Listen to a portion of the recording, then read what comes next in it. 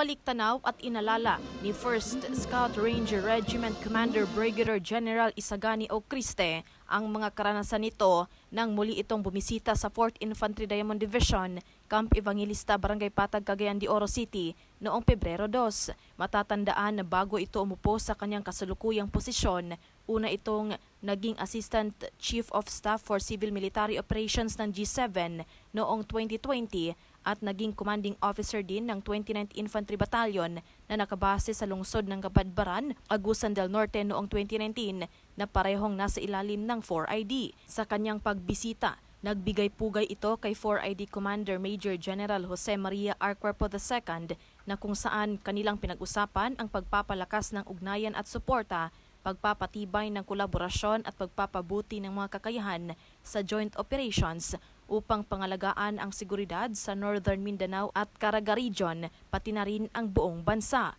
Kaugnay nito, ang Scout Ranger Regiment ang isa sa mga pinaka-elite na unit sa hukbong sandatahan ng Pilipinas na may mahalagang papel sa pagtatanggol ng ating bansa mula sa anumang uri o banta ng terorismo dahil sila ay may natatanging kapabilidad sa pakikipagdigma kontra terorismo at sa mga espesyal na operasyon. Napapanahong balita, serbisyo publiko para sa Pilipino. Ella Rivera, 4ID News.